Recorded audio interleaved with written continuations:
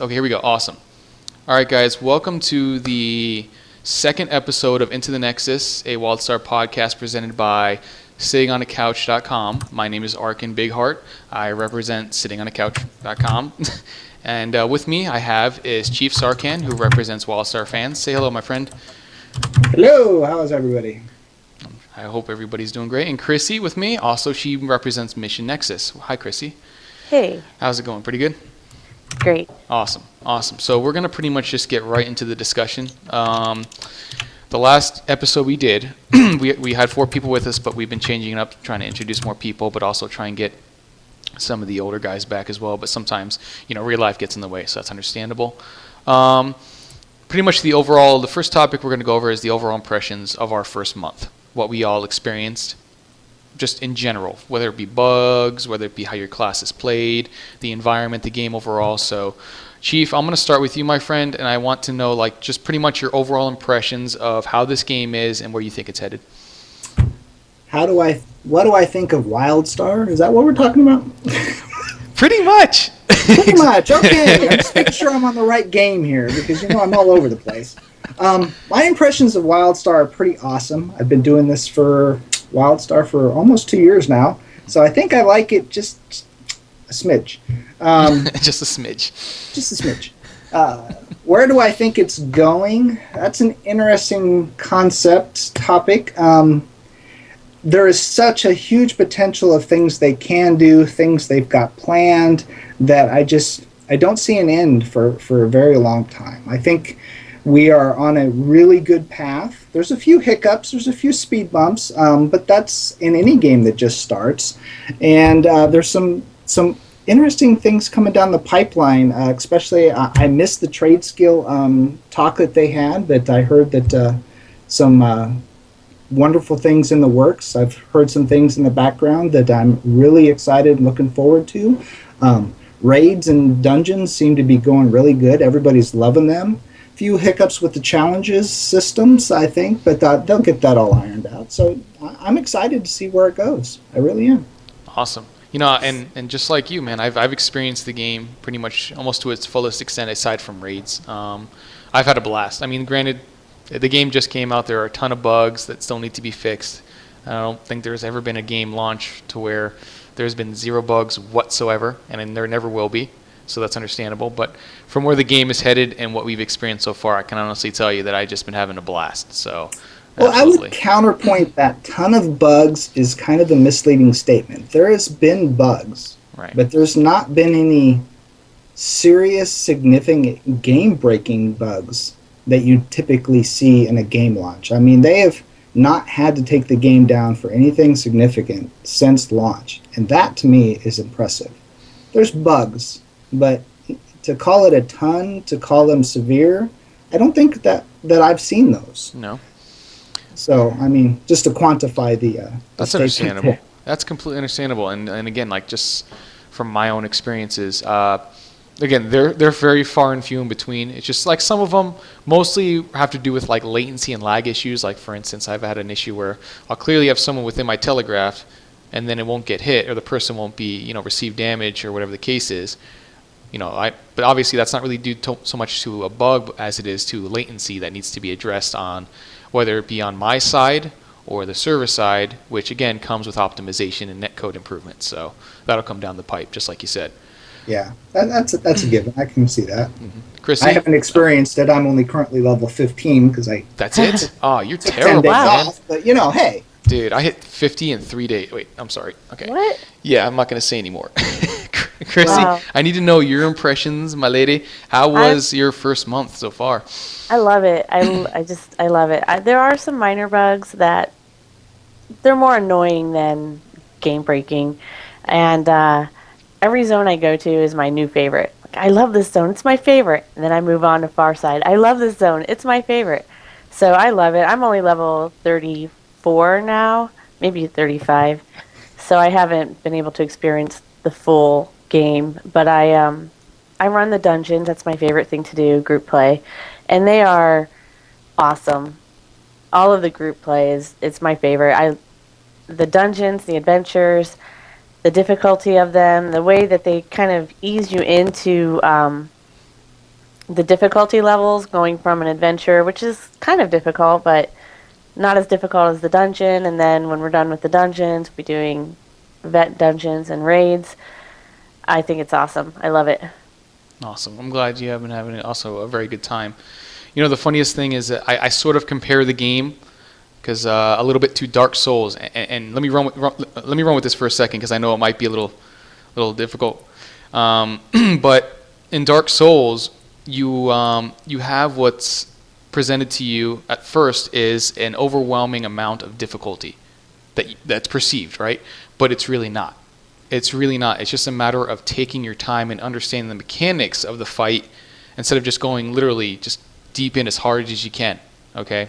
And it sort of reminds me of this game because while the bosses from any other dungeon, whether it be from Skullcano, Stormtalon's Lair, whatever the case is, veterans, it doesn't even matter.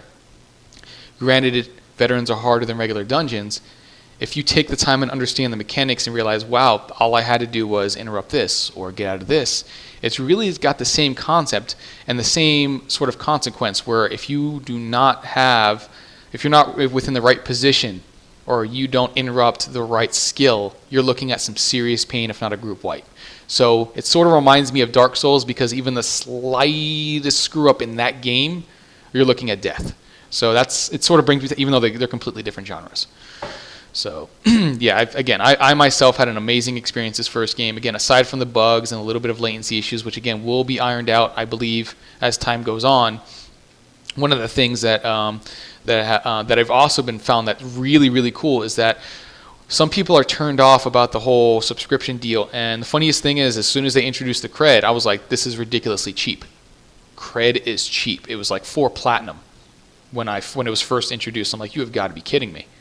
I can get 4 platinum in a day if I grinded Battlegrounds the whole day. It doesn't take very much effort. So the ability to have your game be paid for with in-game currency, I mean, the whole issue of it being too costly is pretty much being squashed, honestly, from my own experience. What do you guys think? Yeah, Cred is about 3 plat on my server, but I expect it to go up. 3 Cred. Yeah. So, Yeah, I look at the Cred situation right now that it's in reverse of what it should be. Mm-hmm. It's far too cheap, and I think that's because people are dogpiling on an easy sale rather than setting it where it needs to be. Because like you said, 4 plat in a day doing a Battlegrounds, and you've paid for a month, that's a little off kilter. Especially for me as a crafter, if I'm looking to supplement my income to continue crafting, 4 plat can be gone in an hour. So there's definitely some, let's call it balancing that needs to happen with the market overall, not just Cred. But I think the introduction of it and the way it's been implemented, you're right. It's going to fit the bill for everybody. Subscription-based arguments is completely out the window. Even though I have a subscription and I will maintain my subscription, the Cred is it was implemented in a way that doesn't make it painful for those that don't want to subscribe. So there's no arguments. Perfectly said. Exactly. It is too cheap, and I agree. I looked at it, and the first thing I thought was, yeah, I'm going to wait till this goes up quite a bit. I mean, it's cheap now I have a friend who's got like 10 of those. 10 Creds. He's set for 10 months. wow. Doesn't have to worry about it. Well, and there's people that have abused the system, and I hope they fix it. But I guess if you buy Cred with actual gold, because you have a limit on Cred you can purchase with real money, but doesn't seem to be a limit of how many you can purchase with gold. So there's some potential issues there. Yeah. I think maybe they could do the same thing. Maybe make it so you can only purchase 1 a day. I mean, you could still stack a ton over the course of a month, but limiting it to maybe 1 a day, I'd have no issue with that, personally. Well, I seen somebody on Reddit had already like 100 Cred stacked up. I wouldn't be Wow. surprised. It's easy. Because it's so cheap, right? Yeah. They're They're cheap. waiting for inflation to hit, and they've got all this Cred stocked up, which is kind of, to me, in my book, extremely bad for the market for someone to stock that much quote unquote game time. Absolutely, and it's way too much. I mean, you could look at that as pretty much paying for the subscription of the lifetime of the game. Literally, You're done. All right, let's move on to the next topic. Bots. They've been ramping it up in terms of banning them that I've seen, but I'm still seeing bots, especially within the later zones, such as Crimson Badlands, which is the level 50 zone, or one of them. And I still see them, even in Battlegrounds, no matter where I go, they're still there. I will say, though, that the amount of spam I've been getting in my mail has lessened significantly, which is really good. But on the flip side, I'm still seeing bots. How do you guys think they're handling? Chief, what do you think? Like, you think they're handling them in a swift manner, or you think they could ramp it up? What do you think? Well, paying attention to Twitter, it seems like they're handling them pretty quickly. How effective they are, I'm not really sure, because beyond getting an invite to a Battleground team the moment I log in, I haven't seen the bots. But like I said, I'm only level 15. I made a complete loop through every zone just to get all three harvesting trade skills maxed out. But I haven't really been anywhere where I've seen the bots, so I haven't personally experienced it. But it seems like they're very aggressive on it. I think the speed, while may seem slow, I think if you look at the entire team and everything they're addressing, the bugs, the bots, improvements, the streams, I think they're doing it at an aggressive pace, and that to me is good enough. Could it be better? Sure. But it all depends upon the entire game control philosophy. You know, do you want 50 people working on squashing bots, or do you want 3 people working on bots, 10 people working on improvements and bug fixes? You know, how do you spread the load? I think they're doing a great job at this point. That's fair. And just to reiterate on that, or to compound on that rather, is you don't want to ramp it up too much, because then you might end up banning the wrong person. I've seen that happen way too many times. I mean, granted, I would be more than willing to say that they'll probably, reimburse you, whatever the case is, but still having that lapse of time to where you can't play because you've been wrongfully banned, it's still a pain in the butt. And it might happen, and I'm sure it's going to happen. But I'm fairly certain that as long as they don't take too long, but they stay in an aggressive state and just keep moving forward with it, it'll be taken care of and hopefully reduced as much as possible. Chrissy, what do you think about the bots? I like Sarkhan. I haven't really seen them. I don't really pay attention though, so I'm sure they're there, and I just don't notice. But I think it's a good balance between aggression to get the people who need to be banned, while minimizing the people who might innocently get caught in the net. I did read a forum post where somebody was banned who wasn't supposed to be, and they said it took 7 days to get the ban hammer lifted, and that they did refund the 7 days of playtime. They added that to her account, so that's good. I think it's frustrating to be banned if you don't deserve it, but also there's a lot of people out there who are like, oh, I wasn't doing anything, and really they were. So yeah, I think it's a good balance between being aggressive enough to catch as many as they can while not getting too many who shouldn't be. Well, fully said. That's exactly what it's pretty much come down to. Again, I mean, I haven't seen too many of my friends or any of them really get banned, but the last thing we need is someone to be outside of a game for the course of a week. That's a long time, even if they do reimburse you. So let them handle it the way they've been handling it, and I think everything will be settled relatively soon in terms of like the bots. Okay, on to the next topic. It is housing. Now, just in general, we talked about this in the first podcast, but I just wanted to keep going over it because how ridiculous the housing in this game is, in a positive way, obviously. What insane housing have you guys seen? Like, just unbelievable stuff. Because there's access to public housing, or maybe you have made something, or your friends have made something. Chief, I want you to go first and tell me maybe if you've seen or made something that's unbelievable. Actually, I haven't. Like I said, I've been gone on vacation, so I haven't really had much time to explore what other people have done other than what I've seen on Twitter. Obviously, there has been some really great stuff out there, and I look forward to going touring, but unfortunately, I really can't speak to that right now. I can speak to some of what I consider housing issues and what things could be better, but from the standpoint of what people have created. I mean, I've heard of some, awesome skate parks, the usual. People hiding their entire spaceship was one of them that I seen where it actually looked like a built house around the spaceship, and the spaceship was inside. The flexibility of the housing system, I think, just speaks volumes that anything can be made within the limits of the number of pieces you can put up. And I think that's something that's going to have to eventually expand, and also the friendliness of getting the items to build those. As an architect, I have extreme pain with producing and selling stuff to get those to people. So I'm thinking there's a whole lot of architects out there that are making awesome stuff because they don't have to deal with the market. But that's a separate issue. I'll pass the ball now because, like I said, I can't speak to the awesomeness that's out there currently. Sorry about that. That's fair. And I can understand that. Again, I mean, real life, it happens. Don't let it happen too much, though. Real life, gaming is important. I'm just kidding.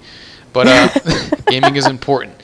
But, on the flip side, again, I mean, the housing that I've seen personally has been ridiculous. I've done a couple things where I haven't done anything ridiculous, like in terms of just the intricacies of how well you can make a house. But what I've done was I just stack stuff as high as I can possibly go and just climb it. And I can honestly tell you, it's gone pretty high. It looks ridiculous because it's just random stuff stacked on top of more stuff like trees, couches, beds, just random stuff that I've just been messing with. And the flexibility of the housing system has been amazing. Chrissy, I need to know, what have you seen? Like what's your overall impression on it? Well, I saw a plot that was a forest, and it was amazing. It was like walking into an enchanted forest. The sky was all set. There were trees everywhere. There was a little ice rink. There were challenges. That was probably my favorite that I've seen. Now, I have a friend who he's really, really into the housing, and he's excited about it. So I made him a roommate, and he has done some really good stuff with my plot. You forced him to do it for you, huh? When I did the housing, I got there, I took everything out of my crate, just put it in a pile, and left. And he came in, and he's building tree houses. He built a library. He's doing really good stuff to my house. So I have a good house. A friend like that. You have a slave that's building all of your stuff for you. What do I get one of those? Just build my stuff for me and lay it right there. Just take all the materials, plant it in a pile, work with it. I'll be back. I'll be back in a week. I want to see something now. Email stuff to put in my crate, and he says, "Put this in your crate. I'm going to use it on your plot later." Okay. That's awesome. That's pretty sweet. Awesome. He does that with a couple of the people in our guild, and he's with our Mission Nexus podcast, and housing is definitely his thing. Oh yeah, absolutely. I can honestly tell you, I still have friends who aren't even past level 10 still messing with their house. They've been engrossed with the housing system. They just don't want to leave. And honestly, I can't blame them because just the amount of customization is unbelievable. So, all right. So we're going to move on to the next one. Oh my goodness. 1 second. Sorry about that. Okay. The next topic, which is, this is a delicate matter, balance between classes. Now, again, I've reached level 50. I've experienced, in terms of both PvE and PvP, like how strong certain classes are in terms of burst, sustain, how much they can tank, healing, all this other stuff, and there's really just so much, so many variables going on that it's really hard to tell if something is, too strong or you're just not strong enough for whatever the case is. But I can honestly say that from a balance perspective, and this is coming from someone who played Guild Wars 2, where, again, I hate to say it, but the balance over there was less than desirable. It's not that bad. I've yet to encounter something that I found that was grossly overpowered. Now, granted, again, I'm just going to put this out there. I play a warrior, and some people may consider, my opinion to be invalidated because of how strong warriors are in terms of burst. But again, just in general, I haven't really found anything that's just so over the top that I couldn't overcome it. Now, maybe you guys have had separate experiences. So, Chief, I want you to go first and tell me. I know you've been gone for a while, but I'm sure you've had quite a few experiences in terms of the classes you fought against in your own. So, class balancing, I think I would like to summarize like this, because I think it's well balanced for what it is. What I think people find challenging and why they think classes are unbalanced is they get stovepiped into a limited action set and are unwilling to change. And the reason why I say that is because there's going to be combinations of a setup that's going to work better in one situation than another. And that's what most people that complain about balancing are experiencing, is they'll set it up for their play style, and then they'll get in a situation and it doesn't work. And it's the same thing in the PvE side where they're fighting mobs. They're like, well, this mob is just too hard. And it's like, no, that mob needs something different. So there's no class that can do everything against every other class. And that's the key of why I think they're on the right track. Is there going to be some abilities that need to be tweaked? Sure. There's going to be those ones and twosies that are going to come into play and people are going to be like, no, this really needs to be fixed. I haven't experienced those too much yet, but that's kind of where I see the balancing is. I think they're doing really well, but I have not experienced the level 50 PvP. So is there something from the PvP side that needs balanced a little bit more? That, to me, remains to be seen. I'll have to defer to you.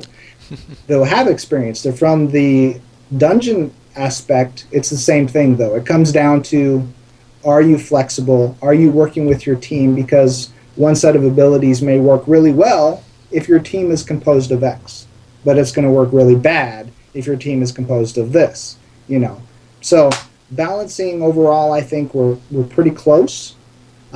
It's the opening up your play style to be a little more flexible. Absolutely, and actually, that's actually one of the biggest arguments that I can see for that, is because you are literally limited to 8 skills. I mean, you have a couple more, including your innate, and your potions and whatever the case is, gadgets and whatnot. But in general, you are limited to 8 skills, and if you are unwilling to be flexible and change out your skills, then you're kind of setting yourself up for failure. Like, for instance, I'll just give you an example because I've experienced this in PvP as a warrior. Being a melee class, sometimes it can be very difficult. You can be kited. You need to find a way to close the gap and stick on your target. So one of the issues that I was finding was that, constantly getting snared, constantly getting rooted, whatever the case is, and I didn't have any way to cleanse it off myself. So what I did, took one of my skills off and put in a skill called Expulsion that removes 2 debuffs on me, which pretty much solved that problem pretty much completely. But being flexible, that's where people need to understand it and realize that this is how the game works. The same could be said on the PvE side. For instance, if you're fighting a boss that has 2 interrupt armor, okay, I as a warrior can slot in 3 interrupts. And then I myself can take care of one of those interrupts, and then we can move on and to the next phase, and then my next partner can do the same thing. You just have to be willing to take out skills that you may be endeared to, and just slot in something else to be more flexible. Chrissy, I need you to tell me how your experience is with class balance in general, and just from either side or both. Okay, well, I'm a PvEer, so I really can't talk about the PvP aspect, but as a healer, the class balance worries me a little bit because I know the spellslinger and the medic are super mobile and they can do crazy things in these fights that require a lot of mobility, and then the Esper kind of just stands and casts. I'm an Esper. We have a couple of spells that you can cast on the run and stuff like that, and it just really, I don't think that it's a problem with class balance. I think it's figuring out how to make that spell work for you in that situation. Like you guys said, flexibility. I think a lot of games they concentrate so hard on class balance that eventually all the classes are basically the same. And I like the fact that Wildstar is balancing the classes while making each one still feel different. And everybody's still going to have a role, whether it's a stand and cast type role or a run around like a crazy person shooting healing bullets at people. So I don't think it's a problem yet. I haven't had a lot of experience with multiple healers in one group, so I can't really say. But I do know that just because the play styles are so different, it has to be very, very difficult to balance the classes. That's fair. And again, that is true. You have so many variables that you have to deal with. Range, melee. Does your class have heavy, light, or medium armor, right? Is your class more bursty than another class? Does your class more sustain than another class? How often can you pull off that burst or sustain? There's so many variables in this game that it's very difficult. But if you were to just say it from like a very generalized, very base standpoint of view, for instance, let me just make an example. Say you are comparing a warrior and an engineer. Both heavy armor classes, one range, one melee. Now, someone with basic knowledge would be like, okay, the melee class, again, just my own opinion, should be doing more damage than the range because you have the safety of range as a range class. Just a simple, just putting that out there in general, especially since they have the same armor type. And I still sort of believe that in essence, but it's a lot more complicated than that. But if you were just to do it just as a generalized statement, then that's kind of how I would sort of look at it from a balanced standpoint. But again, there's so many more variables than that I just can't begin to go on a tangent about it without completely, encompassing the whole discussion around balance. So, is there anything else you guys wanted to add on that topic, Chief? I would say that the final point on balancing, I think that to me is more of a concern, is group balance. And what I mean by that is not necessarily the individual power and capability of each person in the group, but they're definitely, in the loose sense of the term, there are some compositions of groups that are extremely much stronger as a team than others.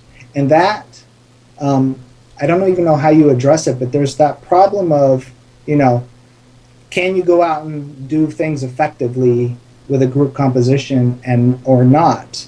And I think this is where some of the veteran dungeons are starting to have problems, because you get used to running with X people, and your group may have a composition of a warrior, a medic, and a spell slinger or whatever, but without the flexibility of changing your limited action set, you might be ineffective. And then the next group comes in, and now it's got 2 warriors and 1 Esper, and they're just wiping the floor. So you get on the forums and you got this, this content's too hard, and you got this other group going, that was easy. And they're not necessarily looking at the composition of what each group brought to the table and how they were playing. And I think that's going to be the harder balance aspect of how do you balance an individual class, but also how you balance how they play together with other classes. Because there are combinations classes bring to each other, to the table, that make things hugely effective, especially when you're talking about debuffs. Are those debuffs stacking between the classes? Are they not stacking because of some reason? That's the balancing aspect that I think is going to need a more critical look at some point down the road, because I think that's where the hitch is going to come into play, when people start actually realizing how those things are stacking or not stacking. That's fair. And again, this is more of a game group. Well, it's an MMORPG. It's more encompassing of group content than the individual itself. So balancing just from an individual standpoint is not going to be possible. It's never going to happen. You're going to try the best you can, obviously, but it's never going to be perfect. There's always going to have that little seesaw thing where one class may be the flavor of the month, then maybe not the next month, and so on and so forth. Chrissy, you got any final thoughts on this subject? No, I think Sarkhan pretty much said it with the group content. It's gonna be difficult, and we may run into some issues, but I'm confident they'll get it right. He is the chief. Okay, you can't argue with the chief. He knows all. In fact, he doesn't even need us here in this podcast. If he wanted to, he could do it by himself and be just 10 times more effective, because he's the chief. All hail I wouldn't go that far. All hail the chief. Hail the chief. Awesome. All right, next topic. This one. We sort of discussed this or glossed over it a little bit. It's the difficulty of veteran dungeons and adventures, and whether we believe them to be fair, unfair, and how players may be handling them. Now, I've already experienced veteran adventures and dungeons, so I pretty much know exactly what each dungeon will encompass as well as each adventure. And I can honestly tell you that aside from buggy events, which, they're unintended and they do happen, obviously, the intended content is without a sense of, accomplishment from you to actually be flexible. What I mean by is as long as you can understand the mechanics of the fight and are willing to be flexible, you can overcome this event. And actually, it's really not that hard to begin with, because all it really boils down to is staying out of the red stuff from your opponent and staying into the green stuff from your healers. That's really what it comes down to. So, Chief, I need to know your opinions on the state of the dungeons.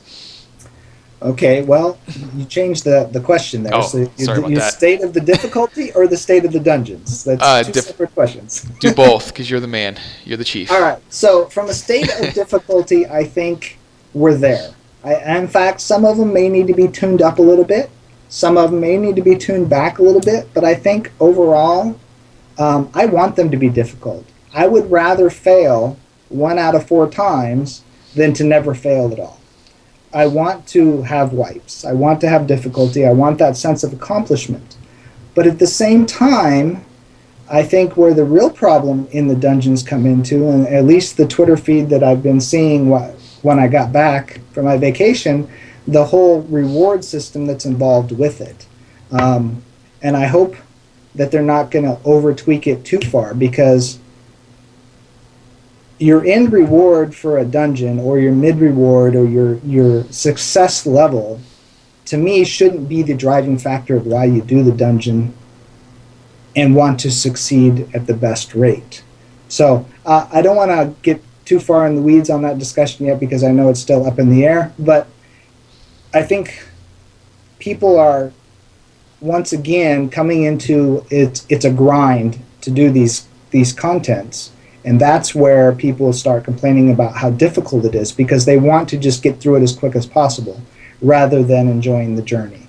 And so I'll just leave it at that for now. We'll bring this on to a much better discussion maybe when we do individual dungeon discussions in the future.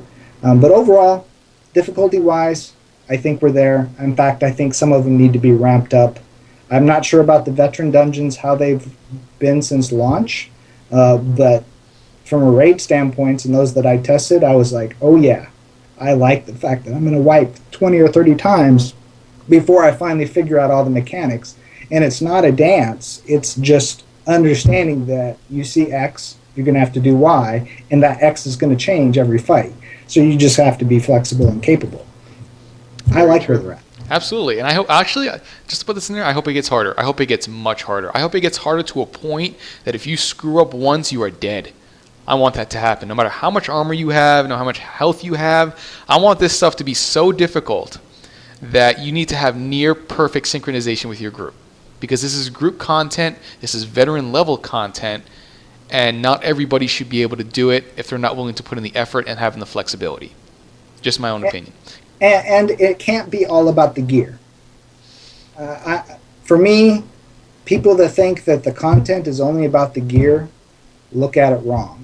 And to have Carbine have to adjust the carrots to just get people to stay in a dungeon seems like the wrong avenue. But, anyway. That's fine. Chrissy! Yeah, let's lift our topic. spirits. Let's lift our spirits, Chrissy. What do you got? It is a hot topic with the reward system in the veteran dungeons and how to get people to stay in the group. But I haven't done any veteran dungeons. I've seen them streamed. I love it. I think the dungeons that I've done are perfectly difficult. We've wiped many times figuring things out, and then we figured things out and got it right and did it. And then maybe we go in with another group and do the same thing because, like you were saying earlier, we had a different group makeup. That's perfect. I love that. And then when you're done, you're like, oh my gosh, we actually did that. It's awesome. I love watching I spend a lot of time watching people play instead of playing myself, which is probably why I'm only 33. But it's cool. It's so cool watching the raids, watching veteran dungeons, and they do seem difficult. It's not a bad thing. No, absolutely. And again, the last thing that we need is this to go into a situation where the outcry from the community, forces, not forces, but influences the developers to change gears and make it easier. I think, and I hope that they stick to their guns, Keep it hard as possible. Make it harder if you want. I don't care. That's fine. I love that stuff. Make it harder. And then, just for those who are able to achieve it, they need to be able to understand that it took hard effort and it was just fun overall. And the sense of accomplishment at the end was just second to none. So you guys have any final thoughts on this subject, or what do you guys think? No? All right. Next one, another hot topic. This one, we sort of, again, this is another topic we sort of gloss over. We tend to do that sometimes, but that's fine. I don't mind it. I think it's pretty cool. State of the bugs. Now, for me personally, at the beginning of the game, when the game released, obviously there were a lot of bugs when the game released. There were. From the server, the login server, didn't work for a while. But I mean, they got it to work the same day, obviously. But it took about, I believe, an hour before people could log in. And but again, that's going to come with an MMO launch. You're going to have a massive amount of people try to hammer the crap out of your login servers. And I don't know of any other system that could handle that at launch in a perfectly. But I think they did it pretty decently by allowing you to log in and still play on the same day, within about an hour. So, and the bugs between seem to be lessening. They really have. Ever since launch, it seems like it used to be almost every single night they would have an update in the middle of the night, so it was outside of prime time, which was good. And then, you would have continuous bug fixes. They've seemed to ramp that down a little bit because I think the majority of these there are still bugs out there that between classes, between, dungeons, gameplay, whatever the case is, that need to be fixed. But I do believe that with optimization, constant, updates and whatnot, that hopefully we'll get to a point where a lot of these game-breaking bugs are pretty much gone, and those minor bugs that are still there are also being addressed. So I need to know your guys' experiences on this and tell me how things have been going so far. So Chief Sarkin, you need to tell me right now. I'm just kidding. What was your experiences, my friend?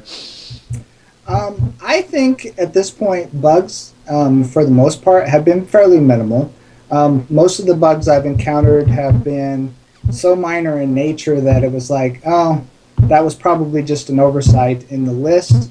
Or, more likely, whoever submitted the bug report the first time or the numerous times were just not giving enough information for them to find it. And I think that's the key right now, that us as the gamers that play the game that find the bugs are doing a better job at reporting them, because the devs that have to fix them aren't seeing them at the time. They have to go try and recreate them. And when you give minimal information just because you want to keep playing, it's going to take a while for them to be fixed and found.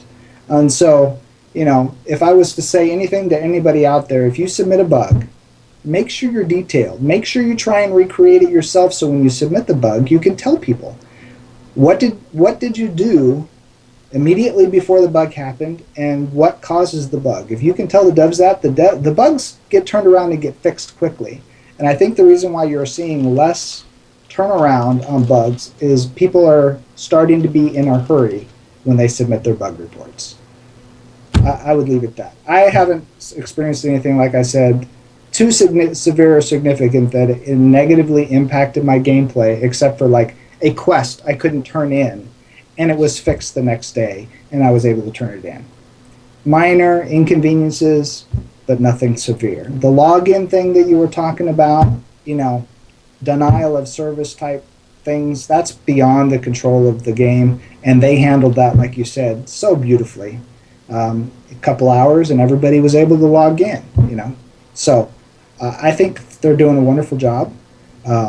There's going to be bugs forever, because every time you fix a bug, you have the potential of causing another bug. So when they hot fix something, don't expect it to always fix everything.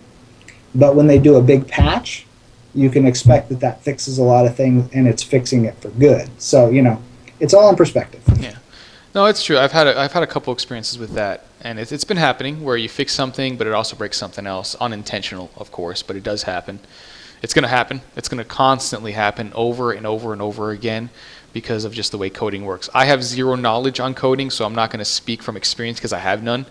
But I can imagine that when you try to fix something and something else breaks, you're probably more infuriated than the players themselves, because you're the ones trying to fix it, and again, you unintentionally broke something else which again, it's something that it takes a lot of time and effort. And again, during release and a couple days after, a week or two after, we're constantly getting updates. It's been going down a little bit, but the state of the bugs have been being addressed. I think what needs to happen next, because they've been addressing more so the system itself, is the class bugs.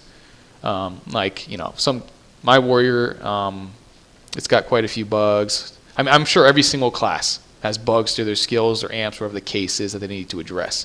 So I'm sure they'll get to that as well. But I think the more important bugs due to the system need to be addressed first, and then you go on to the rest. So Chrissy, what you got? I've run into some minor bugs, but like the Chief, they're not enough to really make me not want to play the game or log off. Just one time I had a quest that the quest mob, you killed it, and then it would not respawn. And so it took me about an hour and a half to complete one quest, and that was really frustrating. But I reported the bug, and it was fixed very soon after that. So that was really the only time that the bug actually caused me some frustration. The rest were so minor and not even noticeable. And there might be bugs with my class, like maybe certain amps aren't doing what they're supposed to do, but I haven't really noticed that. I'm not really the kind of person who keeps track of the numbers and says, oh, that 1% damage didn't happen, that amp must be broken or something like that. So I don't know. I haven't had enough bug issues to take the enjoyment away from playing. And that's fair. Again, I mean, it's just from perspective, what you've been looking at, what your build is consistent of. It's just all this stuff that you may not see, but kind of maybe happens underneath the radar. That again, it needs to be addressed, and I'm sure it will be. But it's as long as you tell the developers, whether either reporting, which is probably a better way of actually doing it, is doing it in game so you can kind of see it, especially since you can provide a screenshot. But also maybe going on the forums and voicing your concerns, but also in a respectful manner. Don't just be I'm going to stop there. Don't just be you know what, and then because you're not going to get a response from the developers. No one's going to respond to you. So be respectful. Just post it and tell them what's going on. And I guarantee you, every single time they're going to be more than happy to respond. You got something, Chief? Yeah, I was just going to add to that. It's a good idea when you report a bug on in-game, also to do it on the forums. But remember, if you post it on the forums, you still need to keep it short and sweet. Don't tell a life story when you report on the forums, because they have to digest all that information in the entire post to find out what the problem is to be fixed. So if you want to tell a life story, make sure you put a paragraph that says, okay, and here's more information if you want to read it, but the bug is up here. I've talked to devs. I've talked to people that talk directly to devs. As part of the development and test program, before we went live, it was really important to get that finite information to them without having to digest, 4,000 words. If the bug is, the schematic is missing the number of damage it does, in the crafting recipe, because that's what I know and I report all the time. If it says 0 and it's supposed to say something, we'll say this part of the schematic says XXX and should say something here. Be very specific, very clear about your bugs. And I see this all the time. You go on the forums and you're reading this huge story, this just, pardon the term, diarrhea of information. And then you get to this one little sentence in the middle of the entire thing that really says what the bug was. So I think we need to help the devs help us. It's passion. That's what it is. It's passion. They love the game so much. They're like, let me just tell you what happened on this day when I was out playing Wildstar, but here's the bug in one sentence. Yeah. They could do a too long didn't read version on the bottom, which would be very helpful, just like pretty much what you said. That would be great. But again, it's rampant. We're doing good. Taking care of the system stuff first, class stuff next, and then you go from there.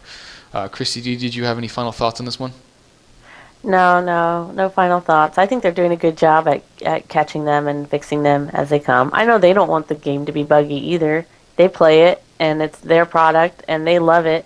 They want it to be just as good as we want it to be, so they're doing what they can. Mm-hmm. All right, here's another one because we do have people who love PvP, myself included. So our final topic will be on a discussion of battlegrounds and arenas, the differences, our experiences. Again, this sort of ties into class balance because, again, I play a warrior. People are going to hate me for that, but whatever, because of the state of warriors in some cases. But I can honestly tell you that if you're going to come into Wildstar, do not judge the game's PvP quality with battlegrounds. You can't do it because, and excuse me, but it's a cluster F of stuff going on in battlegrounds. There's telegraphs going everywhere. That is not the place I mean, don't get me wrong. I have a ton of fun in battlegrounds. It can be very strategic if you have a team and you're doing like a pre-made and whatnot. I'm not saying it can't be, but if you're just going in with a pug, I can honestly tell you right now, do not judge the game's PvP quality from that. I would go a step further and play arenas either with a team or even pugging arenas is still a better representation of how the game's PvP really is. So from my experience, I can honestly tell you, Battlegrounds is fun, pugging it is fun, but by no means would I judge the game's quality with that.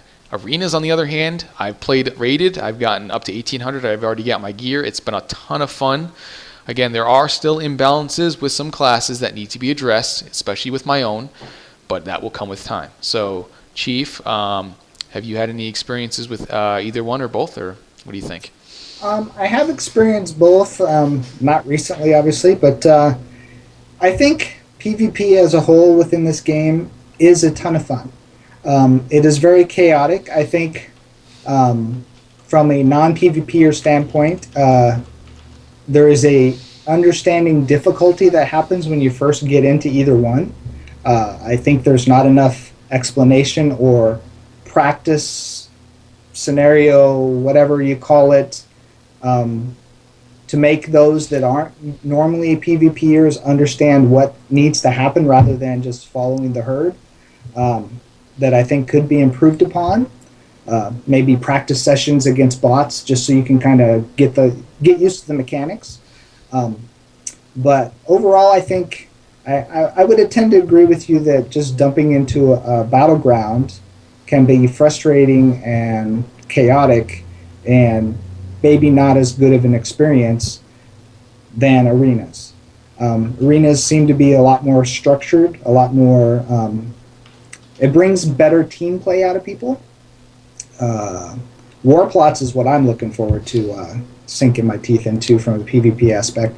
I don't really like arenas or battlegrounds personally, just because I'm not a PvPer, but the war plots do appeal to me. So I'm looking forward to actually getting to 50 and trying that. So that's true.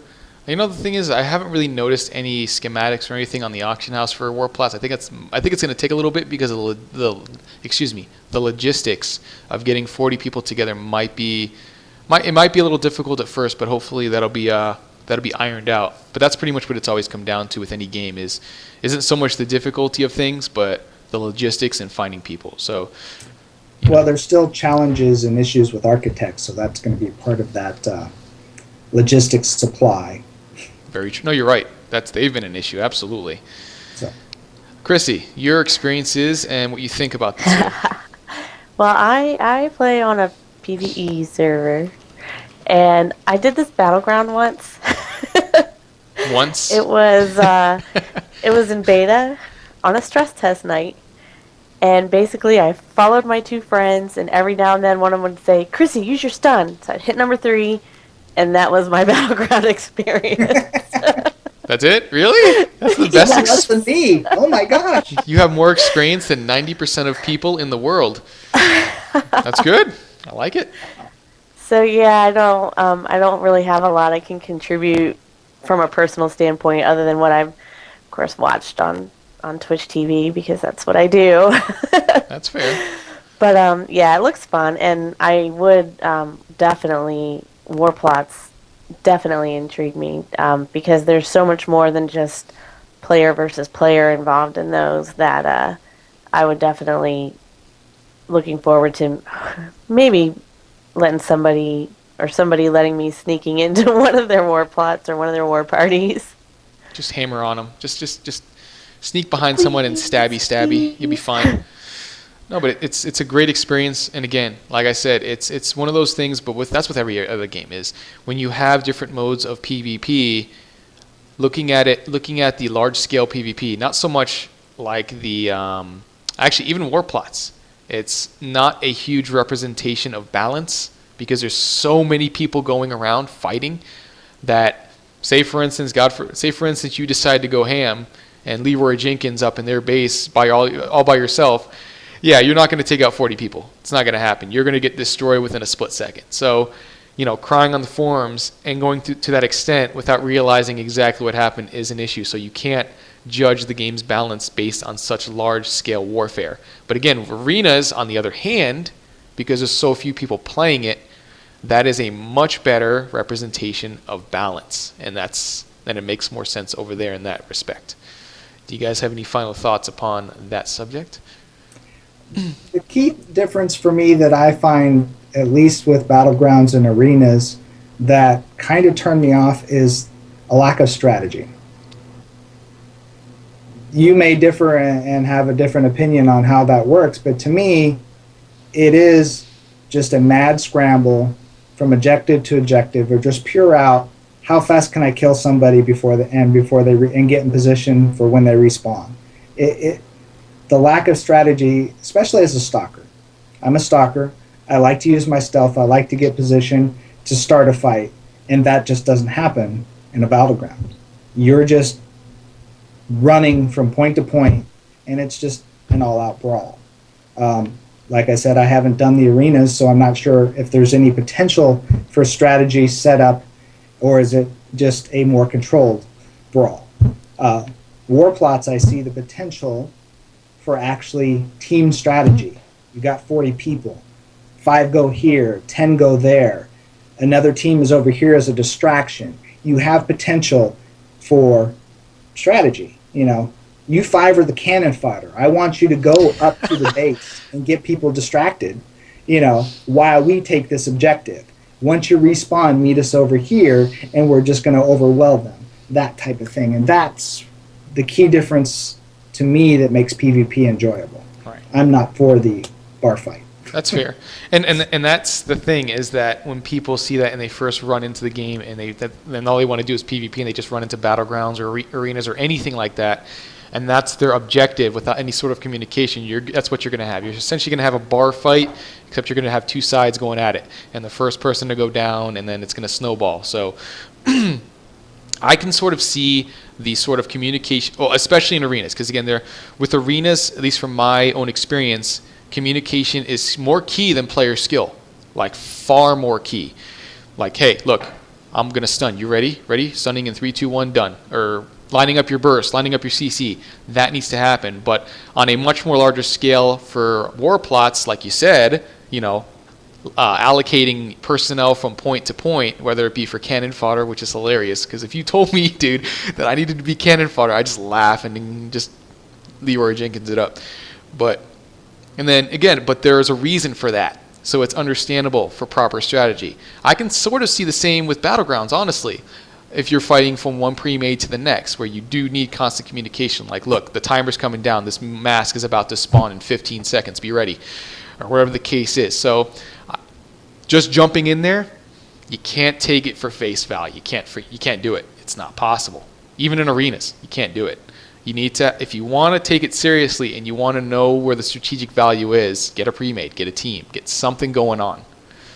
Chrissy, do you have any final thoughts upon this? No, I think maybe I will try what you said and see if somebody who knows what they're doing will take me with them to an arena and expand my limited knowledge of the whole topic. Hey, there's always someone out there willing to help, so absolutely. Do you guys have anything else that you would like to discuss before we close this off for the second episode? Yeah, just my one last thought on the whole strategy thing, and I'm just going way back to my Dark Age of Camelot days. I mean, some of my best PvP, I never got a single kill. It was all about, we're taking this tower and this keep over here, and we want to get the relic, but we need someone to hammer on another tower just to make people think there's more people out there. And me and a buddy would just go out and, set up a catapult and start blasting a tower just to pull people off the main group. And when they showed up, we would just disappear and run to the next one. I mean, I could spend hours just playing cat and mouse and not get a single kill. And we were effective PvPers. And that's kind of what I miss, and I hope that some of these large-scale PvPs actually get in there. It's not how long can I live? Is it 30 seconds or 45 seconds this time I run out there? Or is there going to be battles that last, 20 minutes with people just going head-to-head, that type of stuff. That's kind of what I miss from PvP and why I haven't done it in so long. Because, stuff like World of Warcraft, it's literally, oh, I spawned.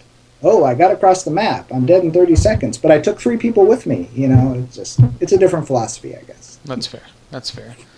All right, guys, we're actually going to end this second podcast of Into the Nexus. I want to thank you, Chief Sarkhan, Chrissy, for coming out. I really appreciate it. Thank you guys from Wildstar fans, Mission Nexus, MMORPG.com, Sitting on a Couch Gaming again. Awesome. We did a great. I think this episode went over really well, and I want to thank you guys for coming out. So I'm going to leave it at that. So I thank you guys for coming out. We're going to end it here. I will talk to you guys later if you guys want to say goodbye. See you later. Take care. We'll see you again. Take care.